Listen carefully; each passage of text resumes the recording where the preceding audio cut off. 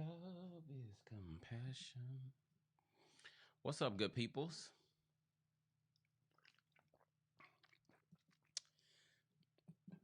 Um, I wanted to share something with you today. Real quick, before I start my sessions for this morning. I wanted to talk to you real quick. I just ran to the store, and on the way back, I was thinking about the difference between coaching and therapy. So I said, let me just go home and do a little quick little something to kind of help you guys. And the reason being is because I'm launching this new, I guess, brand. What I'm trying to do with my therapy practice and my therapy business, not my practice, but my business, me, Clifton Brantley. I am the new brand. But anyway, so I want to do more coaching than therapy. And as I'm launching this new, let's call it division, this new division of what I do, people are like, what's the difference between coaching and therapy? Like, I know there's a difference, but what is it? So here's the difference. So therapy is for the purpose of what I call restoring normalcy, right? Does that make sense? Restoring normalcy. For example, when you're born and you go through life, we get certain injuries, often in childhood, and it disrupts or changes the way that we are normally supposed to show up in life. So you become an adult and you have these things that are not normal, like insecurities, anger, shame, guilt, codependence, all of these things that affect relationships in a negative way. You need to get therapy, right? So you come to therapy so that we can help restore you to normalcy, right? It's kind of like when Jesus performed his particular miracles or whatever. All he was doing was restoring normalcy, right? You may have heard me say that before, but like when he healed blinded eyes, seeing is normal.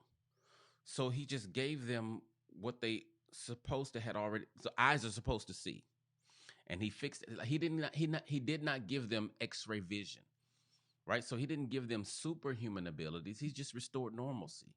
The man with the withered arm, he said, "Stretch out your arm." Man stretched out his arm. Why? Because arms not being withered is normal.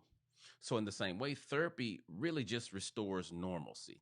Now, I don't want to minimize it because therapy is heavy work. It can be intensive. Okay, so don't think because I'm saying restore to normalcy that it's easy. It can be intensive work. But here's the thing: a lot of people come to therapy. Married people come to therapy, but they want coaching.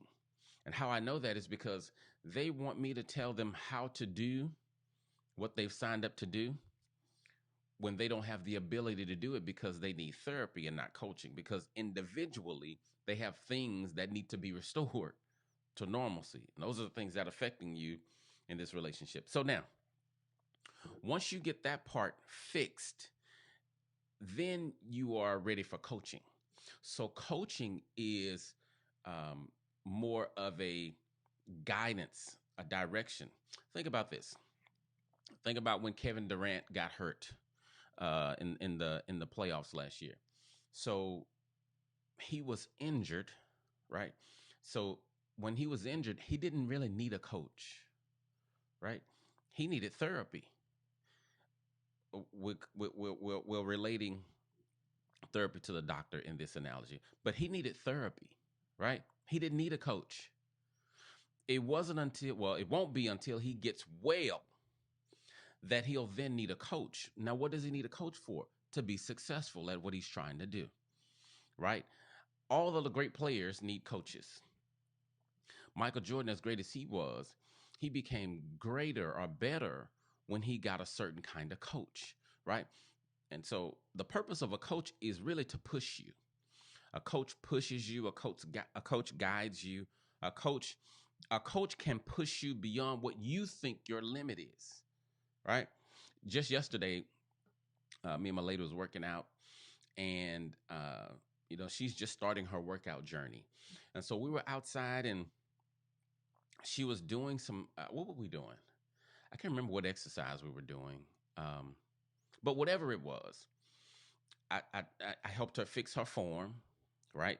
And then when she was ready to quit, I said, "No, no, come on, keep going. You can do a couple more. You can do a couple more."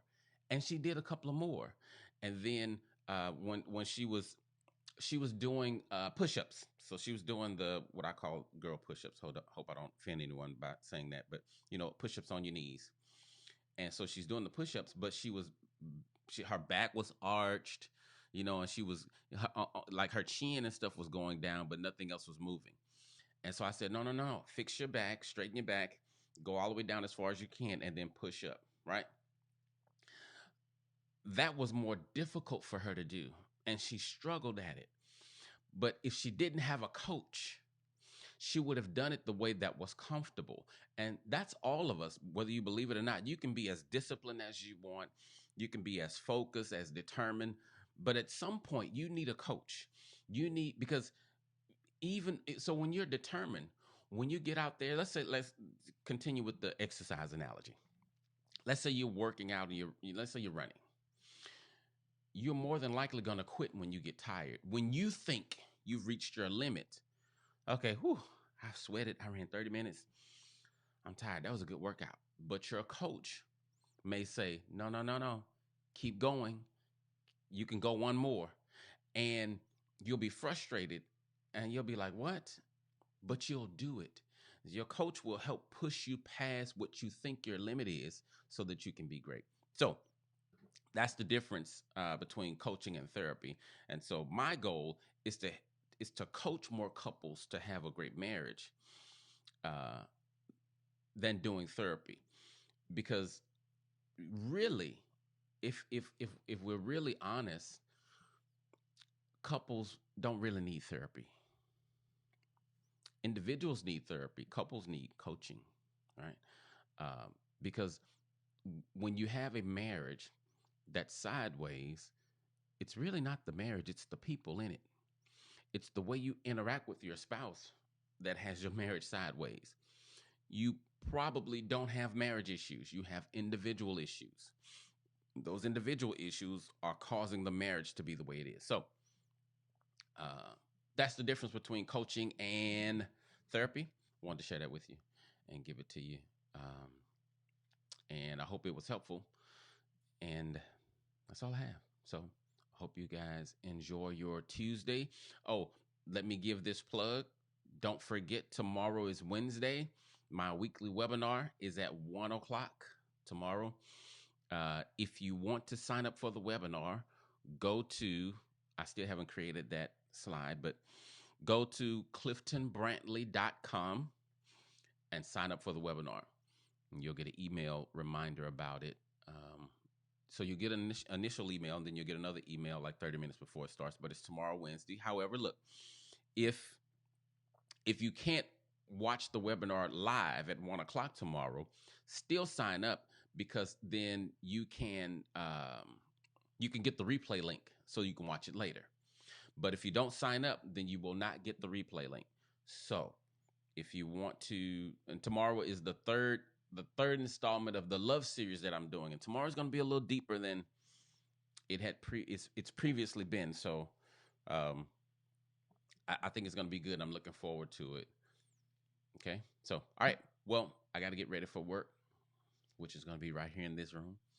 And like I said, I don't know how I'm going to transition from here to the office, because I love this space at home that I've created.